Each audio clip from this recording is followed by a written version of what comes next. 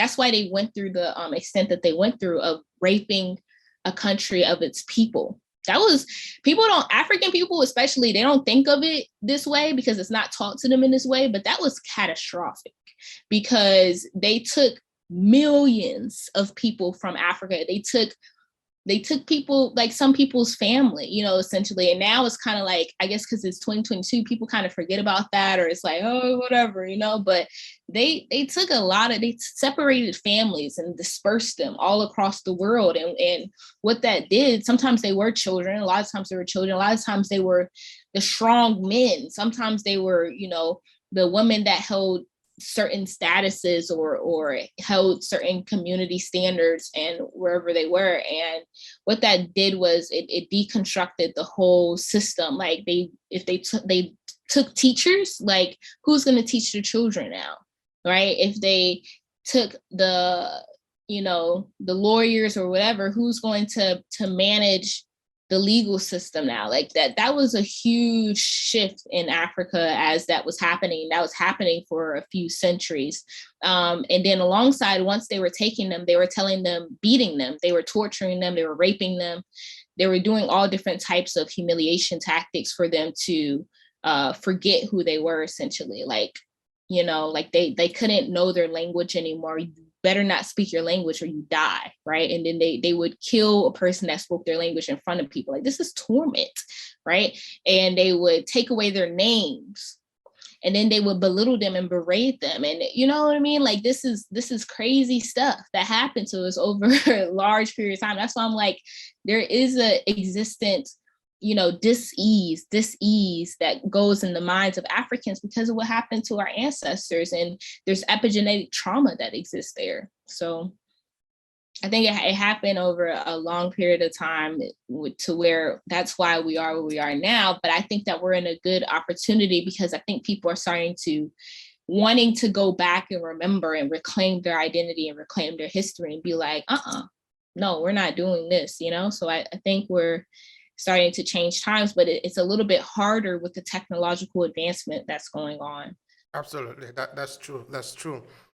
But we're going to have to find a way to come out of this dream. This is a dream. It is called bad omen. A kind of dream you dream. You say, no, I never want to have that kind of dream again. This is a terrible dream.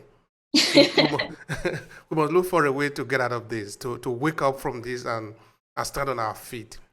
Another curiosity I'm sort of having is, you know, when you say Europe dominate Africa, some individual would think, okay, they just came one day and they took the people. You know, it's not like that. A lot of logistics are involved in it. Especially maybe when you look at Europe that was not even united at the time, no? What comes to your mind when you look at the European coming to take the whole of Africa, subdue it under their control? Is it like they organized themselves? They had a meeting. Of course, I'm not talking of the Berlin conference now, because Berlin conference is something that happened much later.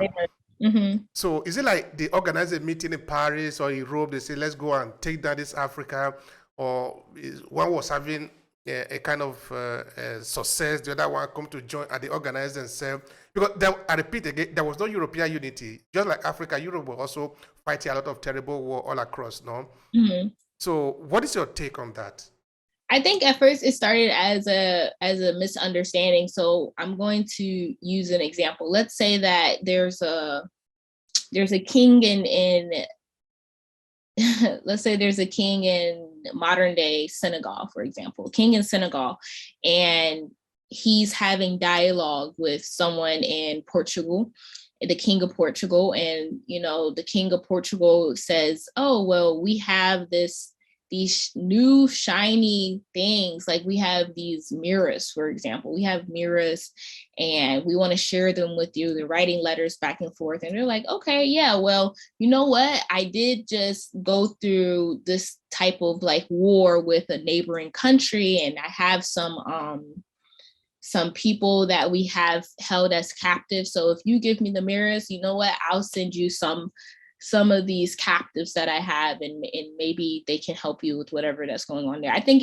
I'm giving like a fake example, but I think it was some type of misunderstanding like that. Like a lot of times people say, oh, Africans were the ones that sold slaves. A lot of times they were selling war captives that they had from another part of Africa. 1, 2, they were not selling them, they were giving them, like sending them off somewhere else. And they didn't know that what was going to happen to them. Like they have an idea of servants, like, but you don't really call it like quote unquote servants in Africa. Like, you know, sometimes you may hire someone and they're going to clean your house, they're going to do all these different things, but you don't treat them like a slave, you know. And that, like in Africa, that exists. Like there's people that may come in and clean your house, but they don't treat them like a slave. Like they don't treat them even, I want to say, they don't even treat them like a servant. It's just like a job. It's just something that they do. But white people just went to the extreme with it. Like, you know, so maybe they had this type of exchange, okay, mirrors for war captives. And then once they had them, they started to treat them a certain way immediately. And then the person in Senegal who sent them, they didn't know. And I think this started to happen little by little over time. And then you also have another forms of manipulation where you even had white people who would be on the coastal regions of Africa, and they would pretend to befriend the Africans and be friends with them and learn what they were about. And sometimes right before they were supposed to go back to whatever European country they come from, they would kidnap African people. They would trick them and kidnap them and bring them to where they're supposed to be. So you have different cunning techniques that they did like that. All different types of stuff. And all of this is happening little by little over time until it just gets extreme. Like there, you can actually find documentation. I can't remember.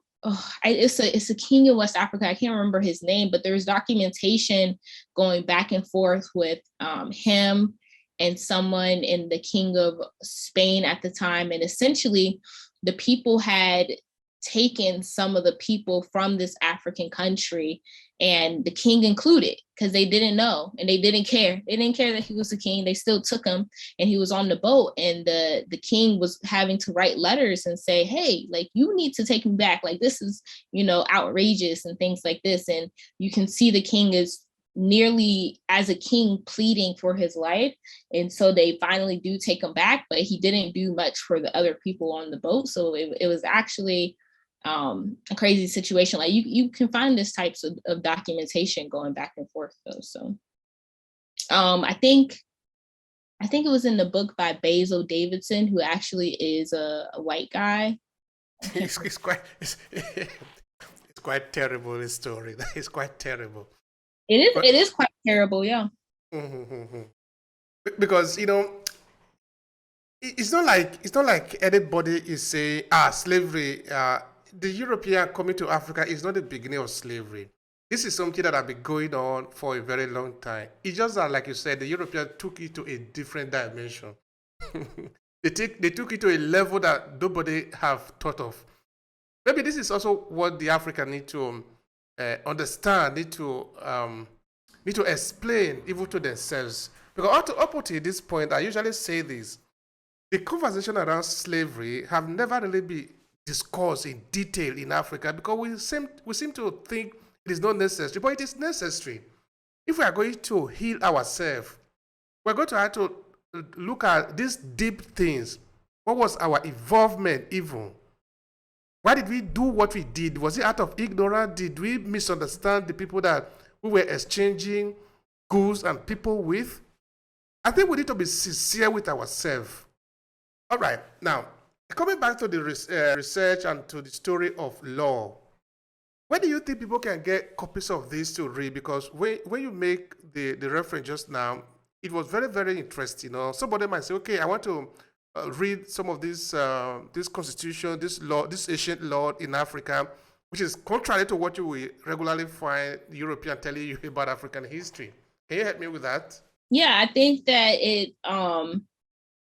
it starts with trying to, the information is there. I would say it can be difficult to find, but also sometimes it's like right underneath our noses. Like sometimes you just have to dig a little bit. I would personally, I think a really good book is The Destruction of Black Civilization by Chancellor Williams. I think that's a really good book that has a lot of records dealing with what happened to that. That's the title. Yeah, it's the title of the destruction of Black civilization, but he actually goes into detail of different ethnic groups that existed in different constitutions and laws and civilizations that existed. Like, the book is very thorough and it's well researched.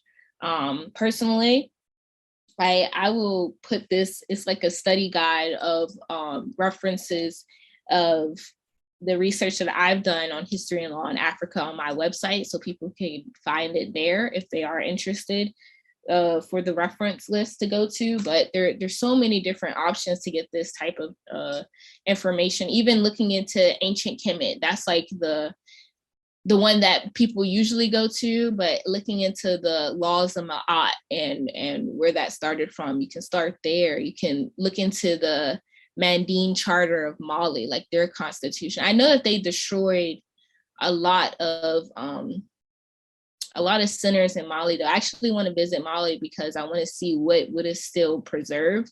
But they did destroy like Timbuktu, the first school that ever existed, right? So that I still think that there's some records you can find on the Malian Empire and find the constitution. Like, just looking up these names and trying to cross-reference what you find, I think is important. And then once you start to dig, you'll find, like, the reference in the Bible that I really like is ask, seek, knock. Like, once you ask a question, you'll surely find the answer. That's the beautiful thing about life. So